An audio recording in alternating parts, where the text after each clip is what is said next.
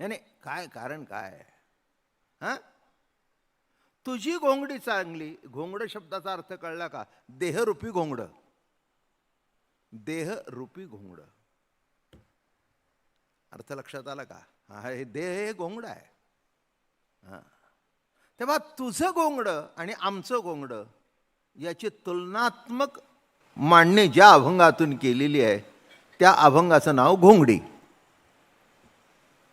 आणि जरा खेळीमेळीचं वातावरण, जरा त्यांना असं वाटलं जरा थोडंसं देवाशी भांडण करावं. ज्याच्याशी मित्रत्व असतं ते भांडण सुद्धा प्रेमाचं असतं. त्या भांडणातून सुद्धा आनंद मिळतो.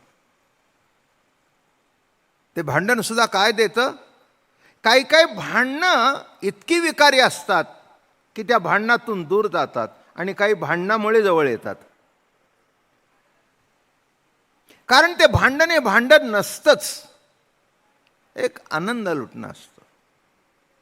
पती आपल्या बायकोची खोड काढतो मुद्दाम, तिला जे आवडत नाही चिडवायचं ते मुद्दाम करायचं.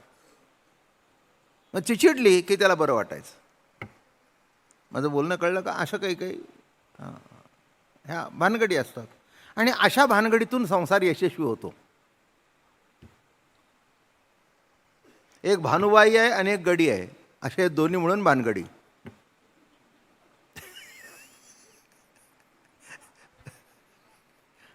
नाही म्हणजे दोन्ही मिळून ह्या भानगडी आहेत. तेव्हा हे दोन्ही जर हे चालणारच. तसे इथे महाराज मोठ्या कौतुकाने म्हणतायत, कान्हा तुझी घोंगडी चांगली चांगली, आम्हासी का दिली वांगली रे. असं का रे बाबा केलंस? कधी डोकं दुखतं तर कधी पोट दुखतं तर कधी खाल्लं तर जुलाब होतं आणि कधी खाऊन सुद्धा होत नाही डॉक्टरची औषधं. नाही का? अहो परगेटिव्ह घेऊन सुद्धा होत नाही 2-2 3-3 दिवस. तासभर आतमध्ये बसला तर काही नाही आणि नळ सुटला की 4 वेळा पळतंय, 10 वेळा पळतंय. काय भानगड आहे? हे काय देवा, हे काय कसले गोंगडण, काय भानगड केली आहेस? हां, काल भाकरी पचली ना आज पचली नाही, आज भात सुद्धा पचत नाही. हां, अरे काय तुझं काय गोंगडं सुंदर आणि आम्हाला काय दिलं? आणि म्हणून असं तुलना करून आज ज्ञानोबाराया जाता जाता आपण त्याच्याशी भांडून जाऊ.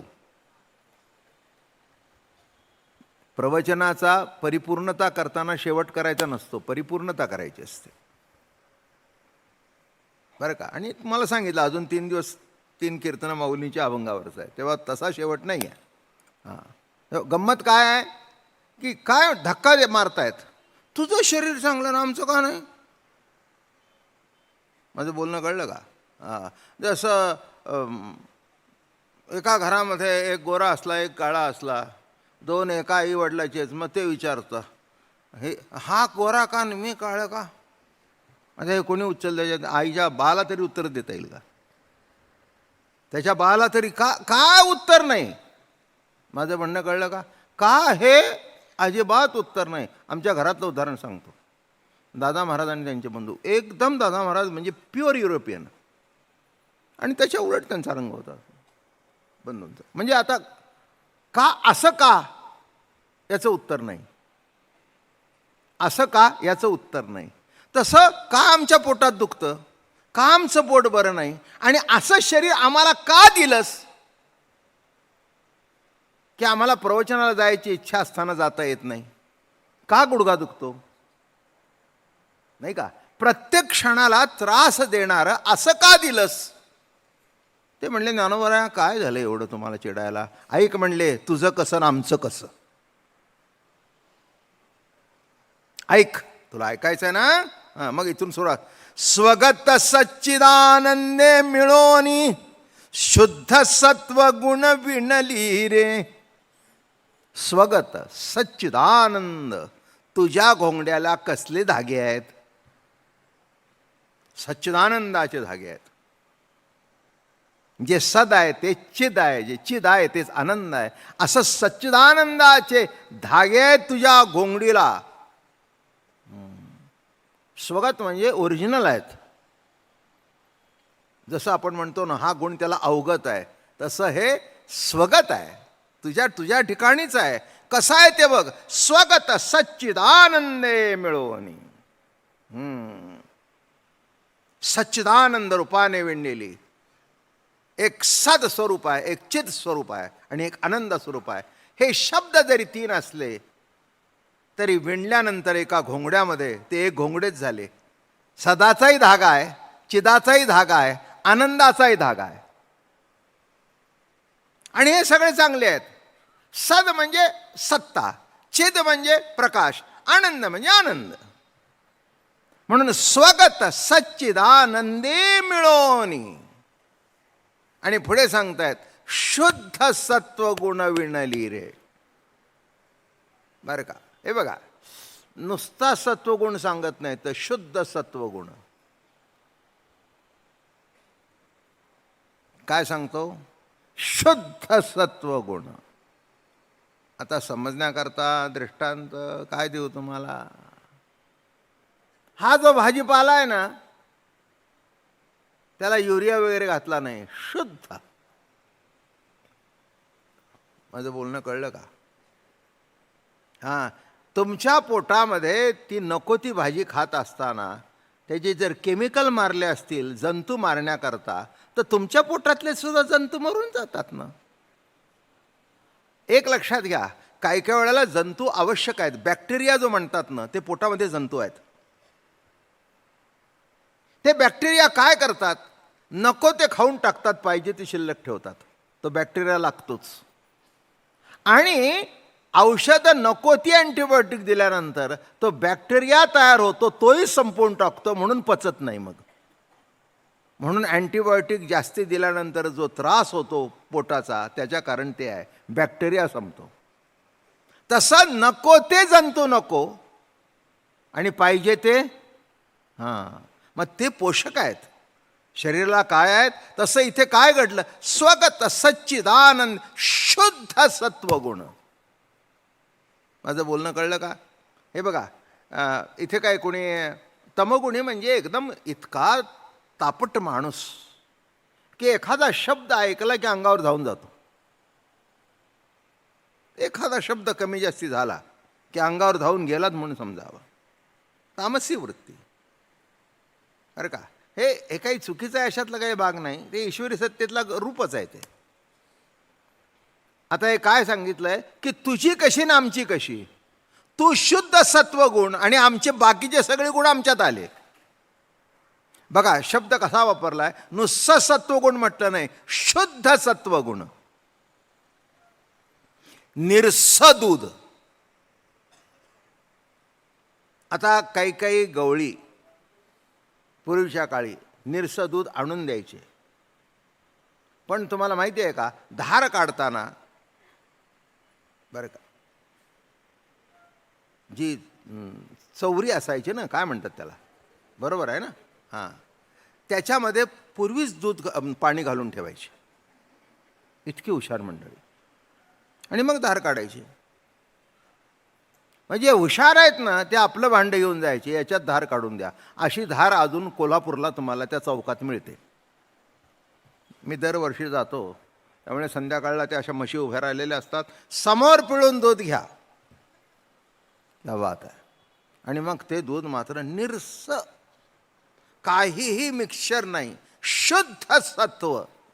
कारण का, जे सात्विक कर्म करतात त्याचं फळ सात्विक नाही. यज्ञ सात्विक कर्म आहे ना. बंबात लाकडी घातली, ते माहिती नसेल तुम्हाला आता, कारण बंबच नाहीत, बोंब आहे. जी काही जुनी मंडळी आहेत त्यांना बंब माहिती आहेत. ते असं असायचं आणि त्याला वरून धुराडा असायचं, मग त्याच्यातून लाकडं घालायची, बरोबर आहे. खाली अशी राख काढायची आणि पुन्हा लाकडं घालायची, बरोबर आहे. हां, बंब.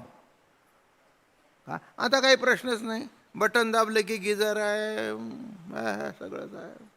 जिकडे घरात त्याच्याशिवाय जमत नुसतं बटन दाबायचं आणि पाणी सोडायचं. मग ते पूर्वीचे बंब तापवणे, पुन्हा हे बघा त्याच्यातलं सुद्धा भांडणं घरात. काही काही माणसांना इतकी वाईट सोय की गरम पाणी घ्यायचं पण भर टाकायची नाही. मी तुम्हाला खाचा कोचा सांगतो, जुना माणूस आहे हो.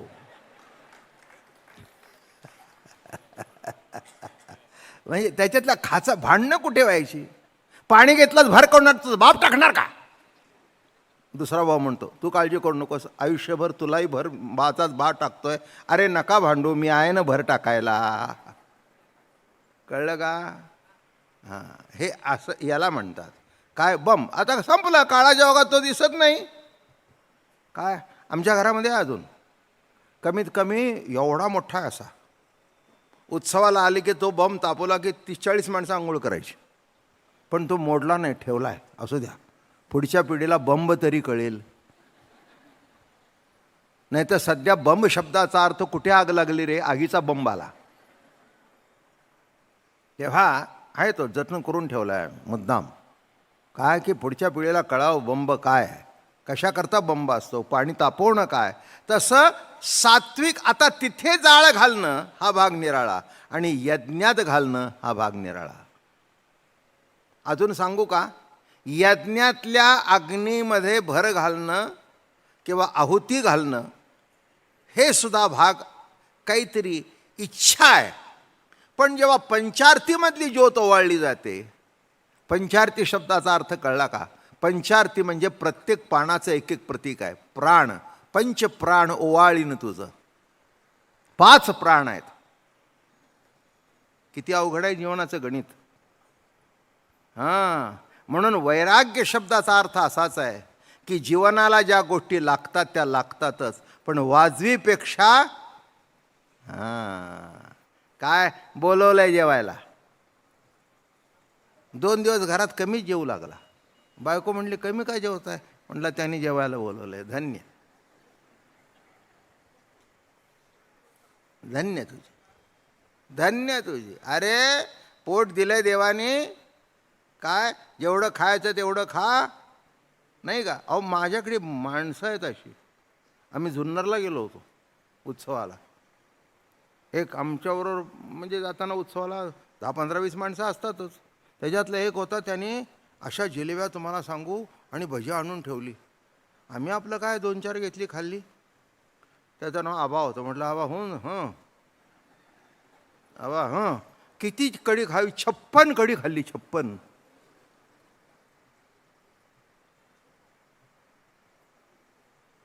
आणि पुन्हा त्याच्या बरोबरीने भजी तेवढी. काय मग शेवटी उठताना म्हणाला जरा खाली चरा, जरा एक सोडा घेऊ जिरण्याकरता. नाही, माझं म्हणणं आता हे एवढ्याकरता बोलवायचं का? पण मला त्या माणसाचं अजून आठवण होतं. हे काही कमी आहे? अहो त्याने जर खाल्लं नसतं तर आज 50 वर्षानंतर मी त्याचा उल्लेख प्रवचनात केला नसता. हाही सुद्धा जास्ती खाण्याचा, आणि जास्ती खाल्ल्याशिवाय पेपरमध्ये नावसुद्धा छापून येत नाही. अहो वेगळ्या मार्गाने प्रसिद्धी आहेच ना. नाही, हे वस्तुस्थिती आहे ती सांगितली तुम्हाला मी. तसं वैराग्य शब्दाचा अर्थ एवढाच आहे, जे पाहिजे तेवढं. काही कोणी काही नाही म्हणत नाही. आलं का लक्षात? धनसंचय सुद्धा अमकं सुद्धा जेवढं असायला पाहिजे तेवढं, जे असायला पाहिजे ते कायदेशीर असेल ते किती असा ना. आता हे अब्जादी 10,000 कोटी ना अमके कोटी, ते काही सगळे दाखवलेलेच आहे. टॅक्स भरताय, ठीक आहे ना, कोण नाही म्हणतो. माझं बोलणं कळलं का? तसं या ठिकाणी म्हणतायत महाराज, यश, श्री, वैराग्य, औदार्य आपल्याकडे असताना देण्याची सुद्धा ताकद लागते. सगळ्यांना देता येत नाही, दान करता येत नाही सगळ्यांना. चांगल्या कामाकरता द्या म्हटलं तरी माणसं देत नाहीत. हा आमचा आयुष्यातला अनुभव आहे. नाही देत माणसं, नाही देत. लग्नात जाताना आहेरसुद्धा मोठा घेऊन जातील, कारण दुसऱ्यावर कडी करायची आहे. दागिने सुद्धा मुद्दाम कळायला पाहिजे आम्ही काही कमी नाही. नाही नाही, औदार्य असं असावं. नड आहे ती द्यावं, आवडीने द्यावं. देव कमी पडत नाही, माझ्या आयुष्यातला अनुभव आहे. आलं का लक्षात? औदार्य हा देवाचा गुण आहे. हां, दुसऱ्याकडे नसेल तर त्याला 2 पैसे देणं, सत्कार्याकरता आपण दान करणं, हे सुद्धा औदार्य असायला पाहिजे. ते नसेल तर नाही होत, माणसाच्या हातून नाही होत. त्या घागरीवर नाग होऊन बसतो. कळलं का? त्या पैशाच्या घागरीवर नाग होऊन बसतो. जाऊ द्या पुढे. यश, श्री, वैराग्य, औदार्य, ज्ञान. ज्ञान हा तर मोठा गुण आहे. ज्ञाना देव तू कैवल्यम, श्रेष्ठ काय आहे तर ज्ञान आहे. ज्ञानापेक्षा जगतामध्ये काय काहीही श्रेष्ठ नाही. ज्ञाना देव तू कैवल्यम, यश श्री वैराग्य औदार्य ज्ञान. ऐश्वर्य, कोणाच्या ऐश्वर्याचा उगीच बघून हेवा करू नका. प्रभूने दिलंय त्याला ऐश्वर्य, तो बघतोय. तुमच्या पोटात उगायचं काय गरज आहे? माझं म्हणणं कळलं का? काही काही माणसांना उपजतच देवाने ऐश्वर्य दिलं असतं. त्यांनी साधा कपडा जरी घातला ना तर त्याच्या अंगावर तो कितीतरी लाख मोलाचा दिसतो, आणि कोणी लाखाचा घातला तर त्याच्या अंगावर खाकच दिसतं. काही काही भाग्यवान बायका अशा असतात. मी तसं काही तुम्हाला नावं ठेवत नाही. प्युअर सोन्याचं घाला, पण तिच्या अंगात इतका क्षार असतो की ती बांगडी पिवळी नाही तर पितळेसारखी होते. पितळेसारखी बांगडी दिसते. मग तो म्हणतो तुझ्या बापाने दिलं, टच लावून बघा. बरोबर आहे 100. मग असं काय झालं? ते म्हणले आता अंगातला गुण. कळलं तुम्हाला? धन्यवाद. आणि एखादा साधा जरी घातला तर ऐश्वर्य देवाने असं दिलेलं असतं की बस बघितल्यावर खुश माणसं होऊन जातात. काही नाही, साधं साधं. पण त्याला प्रभूने दिलेलं ऐश्वर्य इतकं आहे उपजतच की नुसतं बघितलं की माणसं समाधान पावतात. यश श्री वैराग्य औदार्य ज्ञान ऐश्वर्य, हे 6ही गुण असे गोंडे तुझ्या घोंगड्याला. आणि आमच्या गोंड्याला कंजूसपणा, चोरी करणं, बरोबर का, दुसराचा द्वेष मत्सर करणं. काय सुंदर गोंडे आहेत नाही? काय एखादी बाई चांगली साडी नेसून आली तरी आनंद बघावा ना. नेसायला काय झालं? नवरा कसं कमवतं आम्हाला माहिती. आता तुला काय करायचं आहे? गोंडे कळले का तुमच्या घोंगड्याचे? म्हणून ज्ञानोबाराय म्हणतात, देवा तुझ्या घोंगड्याला इतके यश श्री हे षडगुण. षडगुण गोंडे रत्न जडित तुझ श्याम सुंदरा शोभली रे. काना तुझी घोंगडी चांगली चांगली आम्हास का दिली वांगली रे. पुढचा ऐका आता. काम कर्मा विद्या त्रिगुण पंचभूताने विणरी रे. षडगुणाचे गोंडे सच्चिदानंद मिळून काम कर्म अविद्या त्रिगुण पंचभूतानी विणरी रे. आमची कशी आहे? काम कर्म अविद्या सत्वगुण रजगुण तमगुण पंचभूताने पृथ्वी आप तेज वायू आकाश रक्त रेत दुर्गंधी जंतू नरकमुताने भरलेले अशी आमची घोंगडी. काय देवा, काय म्हणावं? एक दिवस जर आंघोळ केली नाही तर माणसं जवळ बसत नाहीत. तुम्ही तिथे बसता म्हणून तुम्हाला अनुभव असेल. एखादा असं येऊन बसतं शेजारी की असं वाटतं प्रवचन केव्हा लवकर संपतंय. नाही नाही, त्याला इलाज नाही आहे. शरीरातून जे काही बाहेर पडतं, तुम्ही माणसं जवळ काय येतात? लक्स मोती. मग शॅम्पू लावून केस बीज धुणं म्हणजे हे काय आहे? अहो तुम्हाला एवढं करून पुन्हा बाहेर पडेपर्यंत घाम आहेच. माझं म्हणणं कळलं का? बाहेर पडेपर्यंत घाम आहेच. म्हणजे कसे दिलेस बघ. काम कर्म अविद्या, पुन्हा काम आहे कर्म आहे, पुन्हा अविद्या आहे, पुन्हा अज्ञान आहे. बरं का? काय आहे ते कळतच नाही. जाऊ द्या, काय आहे ते न कळू द्या, पण तुमच्यातला देव तरी कळावं का नाही? तोही कळत नाही, म्हणून नाही म्हणतो. काम कर्म अविद्या त्रिगुण सत्वगुण रजगुण तमगुण पंचभूताने विणली रे. पृथ्वी आप तेज वायू आकाश हे पंचभूत, हे त्याच्यातलं सगळे गुण आपल्यात आहेत. पृथ्वी, पाणी सुटतं आप, डोळ्यातून तेज, वायू, पोटामध्ये पोकळी आकाश. मग पृथ्वी आप तेज वायू आकाश हे पंचमाभूत तुझ्याजवळ आहेत. पंचमाभूताने विणली रे. आणि पुन्हा रक्त रेत दुर्गंधी जंतू नरकमुताने भरली रे. किती बाहेरच्या देहाला सोळ लाव, पण पोटात आहे ते आहेच. माझं बोलणं कळलं ना? घाण आहे ना का नाही म्हणता? काय म्हणता नाही? हे मी म्हणत नाही आहे, ज्ञानोबा सांगतायत. तुझी घोंगडी कशी ना आमची कशी, कळलं का तुम्हाला? रक्त रेत दुर्गंधी जंतू, म्हणून आपल्याला अंग स्वच्छ ठेवावं लागतं, पावडर लावावी लागते, बरोबर आहे ना? सगळं स्प्रे बी मारावा लागतो. असं बाहेर जाताना की माणसाने म्हटलं पाहिजे नाहीतर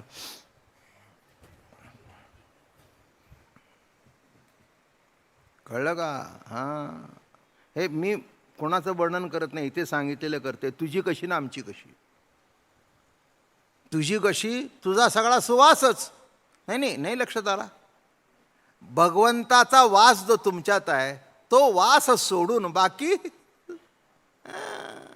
एकच सुवास, एकच दर्शन, ते सुदर्शन.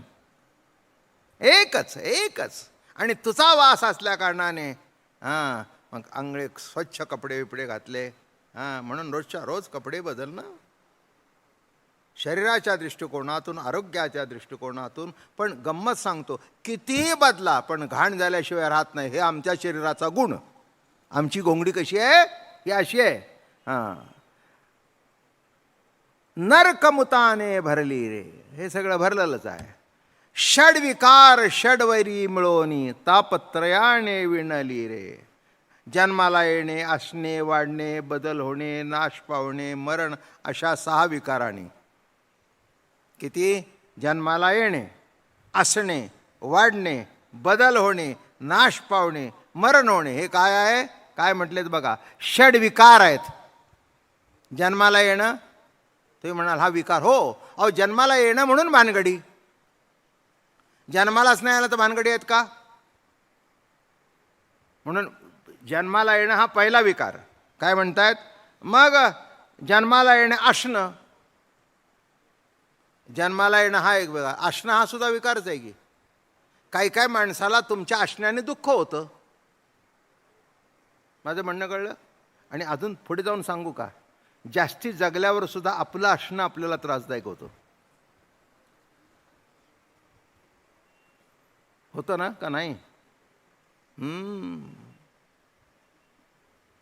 काय 90त गेले, 93त गेलेत, हात उजत नाही, लघवीला झालेली करत नाही. ज्यांच्याकरता लाखो रुपयाच्या कोट्यावधीच्या इस्टेट ठेवल्या ते पोरा अंगावरून जातात पण बघत नाहीत. जन्म, असणं, वाढणे, बरोबर आहे का? हे बघा, एक सांगू का, बालपणाचा काळ सुखाचा आणि वाढू लागता ना तसं त्याबरोबर दुःखही वाढतं. आता लहान मुलं असतं की नाही, त्याला काहीच भानगड नाही, सगळं आई करते. नुंगण तिने जबावं, मुतलेलं तिने काढावं, कपडे तिने काढावं, काही करावं लागत नाही, अंगावर पाचते, काही भानगड नाही. पण वाढलं, नाव टाका शाळेत, घाला 20-25 हजार, फी भरा 1 लाख. कळलं का तुम्हाला? झालं. मग जसं जसं वाढत गेलं तसा बापाचा प्रॉव्हिडंट फंड रिकामा होत गेला. काय वाढणं तरी, त्यातल्या त्यात अजून मुलगी. आता हिचं कसं व्हायचं? नवरा कसा मिळायचा? त्यांनी जर अजून काही मागितलं तर काय द्यायचं? अवघड. वाढणं. कळलं का तुम्हाला? मी काय सांगितलं? जन्म, असणं, वाढणं, बदल होणं. आता बघा ना, हा रोजचा जो बदल आहे तो सुद्धा त्रासदायकच आहे की. तुमच्यात किती बदल झाला बघा. पहिल्यांदा मग रांगत होता, मग चालू लागला, चालू लागल्यावर पडू लागला, पडता पडता शाळेत जाऊ लागला, मग अभ्यासाचा बदल झाला, मग नोकरीचा बदल झाला, बायको आली, सगळा बदल झाला. ती तुमच्या अगोदर गेली तरी बदल झाला आणि तुमच्या नंतर गेली तरी बदल झाला. नाही कळलं? किती बदल? एक का बदल? आता ते तुम्हालाही लागून घ्या, बायकोला म्हणजे तुम्हालाही आलं, निराळ काही सांगायची गरज नाही, दोघालाही आलं. नाश पावणे, मरणे. एखादी गोष्ट नाश पावली तर किती दुःख असतं. नाही, शरीराचा भाग सोडून द्या, एखादा कप फुटला तरी किती दुःख असतं, नाही का? नवीन अगदी सेट आणावा, उत्कृष्ट सेट, की अगदी असा असतो मांडून ठेवलेला समजा, आणि त्याच्यातलं एक भांड पडावं. हा हा हा हा हा हा. आम्ही त्यातलेच आहोत. आमच्या घरात सुद्धा अगदी आम्ही गेलो नाही बाहेर फिरायला, असा सेट आणला काय, त्याच्यातलं एक भांडं फुटलं ना, काय तुम्हाला सांगू, घरातलं कोणी गेल्यासारखं मला तरी दुःख झालं. ते मोठं भांडं होतं कालवण बिंडवण घेण्याचं. मग मी बघितलं, अरे म्हटलं ते मोठं भांडं कुठे, म्हणजे काय कोणाला माहीत. आम्ही ओळखलं, गेलं. मग मी विचार केला, एवढ्या काळ आपण टिकून धरलं, आता गेलं. ते म्हणले गेलं तर गेलं, जाणं हे सुद्धा दुःख आहे, कब्बशी गेली तर एवढं दुःख नाही कळलं. हां, का कब गेला तर एवढं दुःख, आणि मग बशी गेली तर किती गल्लक, आसनच काढलं. ज्याच्यावर बशी नाही तर ती जर खालची निघून गेली तर पुढचं कशावर बशी. पण तुम्हाला माहिती नाही आहे, कपाचं महत्त्वच नाही, सगळं बशांचं महत्त्व आहे. तुम्हाला बिलकुल माहिती नाही, मी सांगितल्यावर तुमच्या लक्षात येईल. कप आणि बशी आहे ना, मागे सांगितलं असेल, बशा अशा ठेवतात, ते स्टँड असतं ना कप बशीचं, बशा अशा, आणि कप जो आहे ना ते हुकला असा अडकवतात, कानाला धरून त्याला अडकवायचा.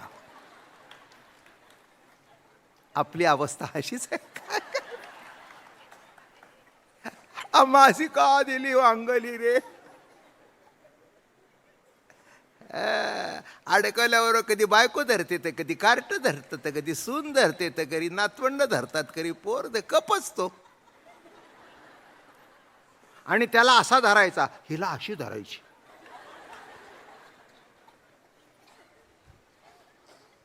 कशी धरायची बशी, 5 बोटं लावून, आणि ह्याला कानाला धरून केव्हाही पिरगडायचा. जिला काही करायची अक्कल नव्हती ती सुद्धा शिकवते. मी तुम्हाला पहिला साकून म्हणतो, पण तुमचं डोकं याचं. ही शिकलेली गबंभन रस तळ. माझं म्हणणं कळलं. अवस्था अशी आहे, अमासी का दिली तर काय म्हणावं आम्ही, वांगली रे षडविकार षडवैरी मिळवणी तापत्रयाने विनली रे. आणि एक नाही, नवा ठाई फाटोनी गेली तित्वा मासी दिधली रे. कधी हे गळते तर कधी हे गळते तर कधी काय गळते, काही सांगता येत नाही. 9 ठिकाणी फाटलेलं घोंगडं दिलं तू आम्हाला. देवा काय रे हे केलंस. हां हां, म्हणून काही नाही काहीतरी भानगडीत असते. कधी शिंकता नाकातूनच पांडी येते, कधी काय येते, काय काय काय. अहो बसता बसता सुद्धा काही काही वेळेला येतो. म्हणजे तुम्हाला शिंकरायलाच नको, असं गंधार लागते नळाचा कॉक सोडल्यासारखं. मी म्हटली काय भानगड आहे. नाही म्हणली तुम्हाला सर्दी जास्त झाली आहे. बरं, काय अवघड आहे सगळं. नवा ठाई ती फाटोन गेली, 9 ठिकाणी फाटलेलं तुझं घोंगडं आम्हाला दिलंस. आम्हाला अरे कानवा तुला काय म्हणावं रे. हां, तुझी कशी सुंदर आणि आमचे असे फाटकं. म्हणून पुढे म्हणाले, नया नवा ती त्वा महासी दिदली रे. पण आमचं भाग्य थोर. ऋषीमुनी धाता मुखी नाम गाता संध्या वृत्ती मुरली रे. बाप रुक्मा देवी वरु विठ्ठले तत्पदी वृत्ती मुरली रे. जाऊ दे म्हणाले. शेवटी आम्ही असे दुःखात होतो, पण ऋषीमुनी भेटले, संत मायबाप भेटले. ते म्हणाले जाऊ दे ना, एवढी तुला घोंगडी फाटकी दिली तरी हरकत नाही ना, पण तुझं घोंगडं चालत चालत महिमावर प्रवचनाला आलं ना, ते घोंगडं होतं म्हणून आलं ना. भाग्यमान तुझ्या घोंगड्याचं, कशाला वाईट म्हणतोस. ऋषीमुनी ध्याता मुखी नाम गाता. आणि शेवटी एक महत्त्वाचं सांगतो, किती घोंगडं घाण असू दे, पण परमात्मा शेवटी वस्तीला तुमच्या हृदयातच येतो. प्राण अपान व्यान उभान समान, हे जे 5 तत्व आहेत ते तुझ्यावर ओवाळून टाकते मी. माझे 5ही प्राण तुझ्यावर ओवाळून टाकते. 5ही प्राणाचा उजळीन दीप. आता या 5 प्राण जे दीप उजळली त्याची कशावर तुलना होणार? कळलं का? शुद्ध सत्वगुण. शुद्ध सत्वगुण. देवाच्या रांगेत उभा लागलाय रांग लावून दर्शनाला, पण अपेक्षा घेऊ नये. देवाच्या रांगेत आहे, दारूच्या दुकानात चरत नाही, सात्विक माणूस आहे. पण कामना धरून उभा राहिलाय म्हणून शुद्ध सात्विक नाही. माझं बोलणं कळलं का? म्हणून शुद्ध सात्विक बिलकुल नाही. कसं म्हणता येईल? त्याची अपेक्षा आहे की देवाने मला काहीतरी द्यावं. काय वारकरी घरामध्ये परंपरा असेल तर देवाने आम्हाला काही द्यावं म्हणून तो वारी करत नाही. हे माझी मिराशी ठाव तुझ्या पायापाशी. काही दे, काही नको देऊस, तुझ्या मनाला वाटेल ते कर. पण घरामध्ये जी परंपरा चालीत आलेली आहे, पंढरीची वारी आहे माझे घरी आणि कमी न करी तीर्थव्रत. परंपरा. काय मिळालं? हे बघा, घरातलं कुणी गेलं तरी वारी चुकत नाही, जन्माला आलं तरी चुकत नाही, धंद्यात नुकसान आलं तरी चुकत नाही, आणि धंद्यात नफा झाला म्हणून वारी चुकत नाही.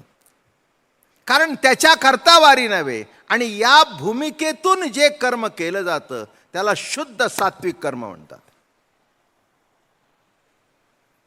काय आता आपलं काम करून घेण्याकरता माणसं पार्ट्या देतात, काय शुद्ध सात्विक दान आहे का ते? नाही का? एखादं बिल पासून करून घ्यायचं असेल गव्हर्नमेंट ऑफिसमध्ये, आता पेपर वाचताच आहेत सगळे, आपण आपल्याला काही विषय नाही, तो तुम्ही वाचून बघा म्हणजे कळेल. बरोबर आहे ना? हां, जरा एकदा बघा ही फाईल. ते काय, ते तुम्ही काळजी करू नका म्हटले, तेवढं मी करून घेतो. पण आमच्याकडे लक्ष ठेवा. काय काम केलं खरं शुद्ध सात्विक? शुद्ध सात्विक. तसा पंढरीचा वारकरी परंपरेनी वारी करतो, तो काही मनात हेतू धरून वारी करत नाही, त्याच्या प्रेमास्तव त्याची वारी. माझं म्हणणं कळलं का? शुद्ध सात्विक. अभंग पुष्कळ मोठा आहे, सांगून आज पुरा करायचा आहे. स्वगत सच्चिदानंदे मिळोनी शुद्ध सत्व गुण विणली रे. शुद्ध सत्व. शुद्ध सत्व कसा आहे? षडगुण गोंडे रत्न जडित तुझ श्याम सुंदरा शोभरी रे. अशी जी गोंगडी आहे त्याला जे गोंडे आहेत षडगुण, यश, श्री, वैराग्य, औदार्य, ज्ञान, ऐश्वर्य, हे साही गुण वसती जेत तया नाम भगवान. षडगुण गोंडे. काय मजा आहे बघा.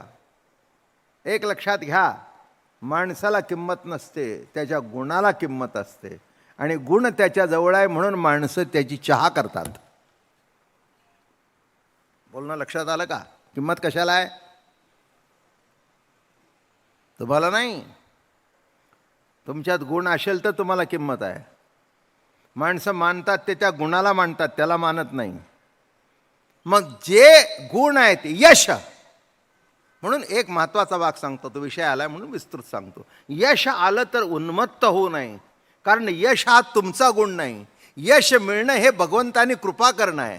त्यांनी त्याचा अंश तुमच्यात टाकला म्हणून तुम्हाला यश मिळालं. मी केलं म्हणून म्हणू नकोस, आपटशील. एकदा यश मिळालं म्हणून मिजास मारू नकोस, दुसऱ्या टायमाला गेलास तर आपटशील. माझं बोलणं कळलं का? आज सेंचुरी मारली म्हणून सेकंड इनिंग सेंचुरीचीच निघेल नव्हे, पहिला बॉलला leg before the wicket, back to the pavilion. काय गंमत बघा. काय सांगता येतं नाही. जीवनाचा खेळ सुद्धा असंच आहे. केव्हा चेंडू उडेल आणि कोणाच्या हातात जाईल आणि केव्हा विकेट पडतील तीन सांगता येत नाही, आहे ना? जी माणसं 2-2 दिवस सतत खेळली, 3-3 सेंचुऱ्या काढल्या, ते पहिल्या बॉलला आउट होतात. नाही कळलं काय? ह्याचं उत्तर नाही. म्हणून मिजास मारू नये यश मिळाल्यानंतर. माझी नजर बारीक होती, मी चांगला नको म्हणूस विकेट जाईल. तसं जीवनामध्ये यश आल्यानंतर आपणलं कामच तसं आहे.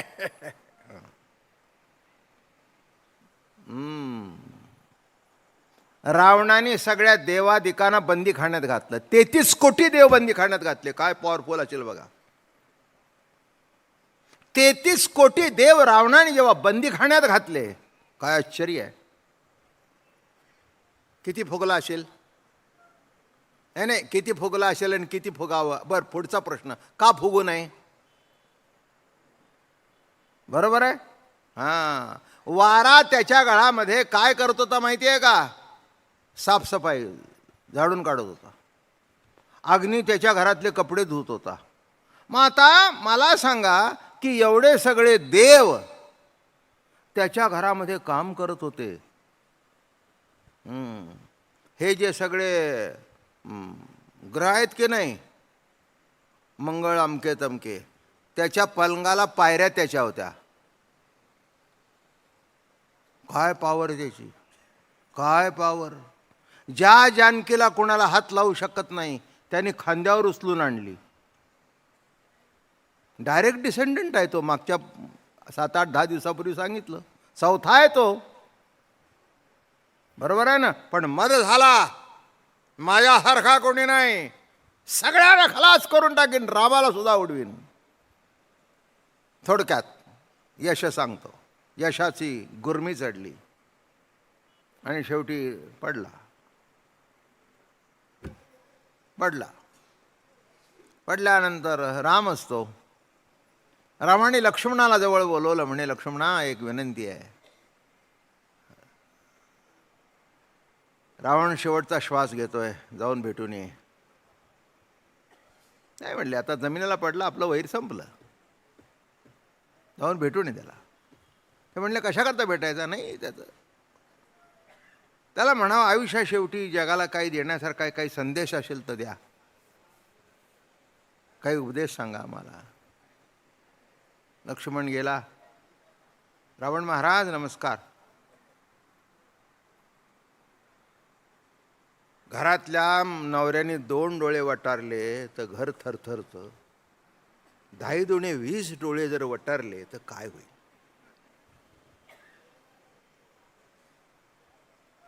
लक्ष्मण हात जोडून म्हणले, एवढे डोळे मोठे करायचं काही कारण नाही, क्षमा कर रावणा. काय रे म्हणला, मी मरतोय कसा ते बघायला आलास का? रावण, महाराज एवढं असं मरताना सुद्धा एवढं रागू नाही हो, एवढं रागू नाही. अहो, मी आलो नाही, मला रामाने पाठवलं. रामाने पाठवलं. वा वा वा. अरे, माणसं म्हणतात अंतकाळाच्या वेळेला देवाचं स्मरण करावं. माझं भाग्य थोर आहे, आज रामाने माझं स्मरण केलं. भाग्यवान आहे. काय सांग म्हणे लक्ष्मणा. नाही म्हणाले, राया म्हणाले, रावण मोठा माणूस आहे, त्याचा अनुभव विचारून घे, काय आहे ते. नाही म्हणाले, विचारतोच सांगतोस. एवढी पॉवर माझ्या अंगात. मी संकल्प केले होते, लंका सोन्याची करीन, समुद्राचं पाणी खारा आहे तर गोड करीन. काय करीन? गोड करीन. आणि लंकेवर येणारा वारा सुवासिक करीन. पण त्यापैकी इतक्या वर्ष जगून सुद्धा एकच संकल्प पुरा झाला, लंका सोन्याची झाली. पण शेवटचा श्वास आला तरी अजून समुद्राचं पाणी गोड झालं आहे का नाही? हवा सुवासिक झाली नाही. तेव्हा आता शेवटी कळतंय की संकल्प जरी केले आपण तरी यश देणं त्याच्या हातात आहे. कळलं का यशाचा गुण? इतक्या दिवस मी लढा जिंकलो, मला वाटलं मी जिंकलं यश आल्यानंतर, पण आज जमिनीवर पडल्यावर कळतंय की यश सुद्धा माझ्या हातात नाही, यश देणारा कोणतरी परमात्मा आहे, तो राम आहे, त्याला नमस्कार. यश, पुढे जाऊया. श्री सगळ्यालाच मिळत नाही. लक्ष्मी, श्री सगळ्यालाच मिळत नाही. काय म्हणून सगळे तुम्ही गरिबी घालवायला निघालाय तरी तशी ती जात नसते, कमी जास्ती राहणारच. काय कदाचित परिस्थिती आज हे बघा बदलली नाही असं काही नाही. पूर्वीच्या काळच्या दुष्काळ आणि आत्ताचे दुष्काळ जमीन आसमानचा फरक आहे. पूर्वीच्या काळी दुष्काळ झाला म्हणजे त्या दुष्काळाने माणसं मरतच होती. आता काही नाही, पाण्याचे टँकर येतात, अमकं येतं तमकं येतं, तसं काही हां काय रस्ते नव्हते. आता एका एका गावाला 4-4 टँकर पाठवतात, सोय झाली. माझं म्हणणं कळलं का?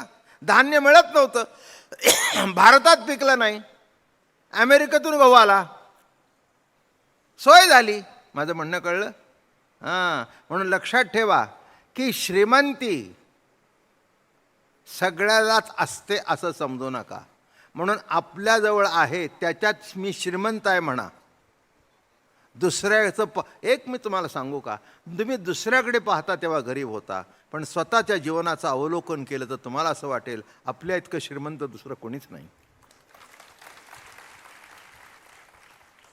नाही का? हां, तुम्ही आला म्हणून जरा तुमचं कौतुक जाता जाता करावं म्हणून सांगतो. अख्खं पुणं भरलंय पण महिनाभर तुम्ही येत आहे. माझ्या प्रवचनाला नाही, माऊलीचे अभंग ऐकण्याकरता. किती श्रीमंत आहात तुम्ही, किती भाग्य आहे तुमचं, नाही का? हां, इथून 25 किलोमीटरच जन्म झाला, पण माणसांना पुण्यात राहून सुद्धा तिथे जायला सुद्धा पुरसत नाही. असे भरपूर पुणेकर आहेत की जे अजून आळंदीला गेले नाहीत. एकाने मला प्रश्न विचारला, ते ज्ञानोबा म्हणजे तो देहूचा ना? नाही, जितके विद्वान महाराष्ट्रात आहेत तितके दुसरे कुठेही नाहीत. काय आश्चर्य आहे. मी थक्क झालो.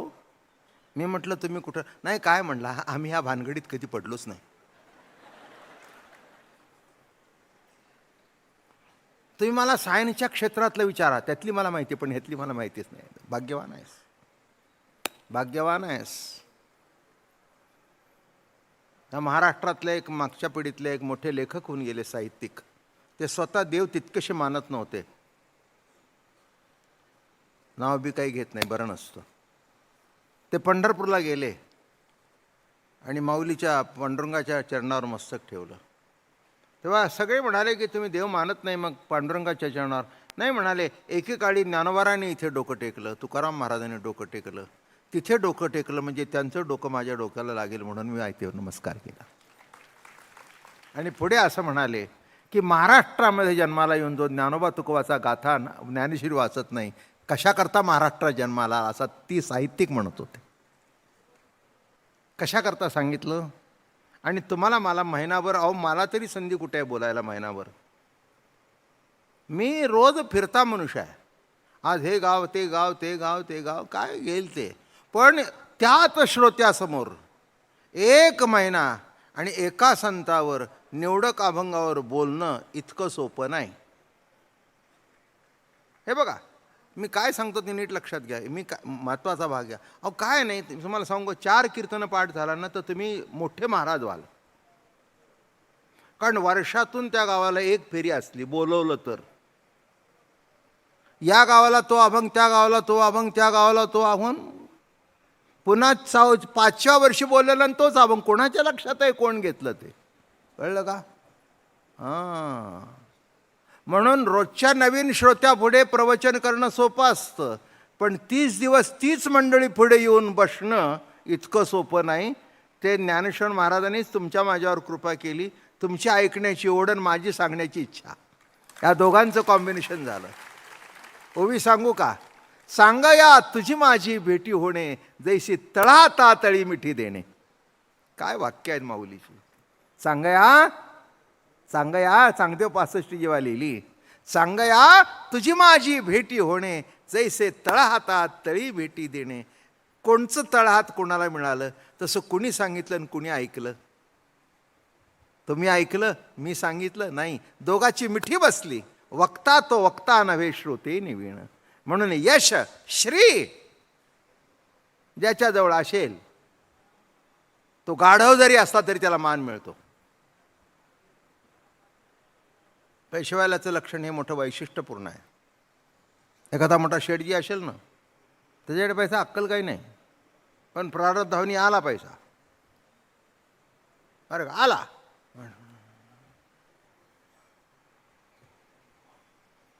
पूर्वीचे राजे रजवाडे असे होते, काही ना काही कळत नाही तरी अन्नदाता अन्नदाता. काय काय बसून करायचं तिथे, काही करायचं नाही, ते खालचे प्रधान चालवायचे राज्य. काय इमानी असेल तर राजाला सांभाळायचे, नसेल तर हेच राजे झाले. कळलं का? हां, तसं यश श्री जिथे भाग्य आहे, तुम्हाला सांगू का, भाग्य असेल तर तुम्हाला लक्ष्मीच्या मागे लागायचं गरज नाही आहे. ती लक्ष्मी तुमच्या घरात चालत येईल, चालत येईल. आणि नसेल ना, आहे ती जाईल. माझं म्हणणं कळलं का? अशी एक व्यक्ती मला माहिती आहे, घरात पैसे नव्हते, काम करायचं होतं म्हणून ₹1,00,000 कर्ज काढून बँकेतून आणलं. येता येताच खिसा कापला. काय म्हटलं मी? काय किती भाग्यवान.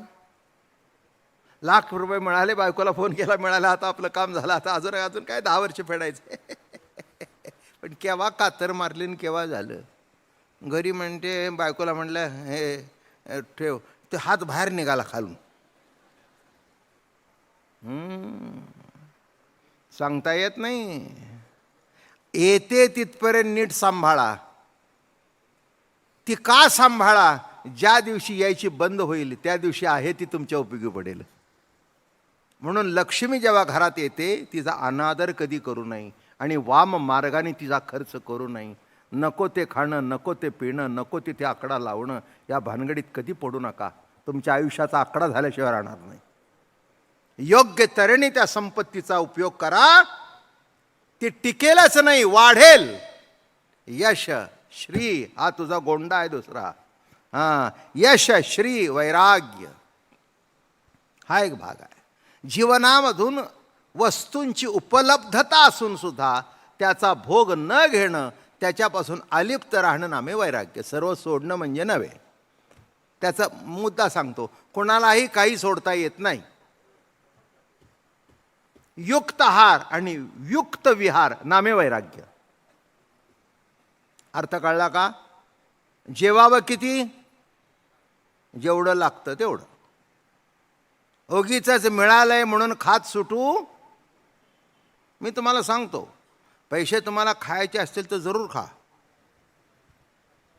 काय महाराज याच्याकरता बोलवलं का मी तुम्हाला? नाही, अहो एक लक्षात घ्या, हे पैसे काम झाल्यानंतर देणं घेणं पूर्वीपासून आहे. टिप म्हणतात त्याला. काय पण काप केलं तर एक शर्टचं पीस अमकं तमकं वगैरे इकडे तिकडे दिलं. काय माणसांच्या काही कोणी म्हणत नव्हतं, एवढा तो आपल्याकरता झटला काहीतरी. जेव्हा तुम्ही आवासावा मागता, कळलं का? हां.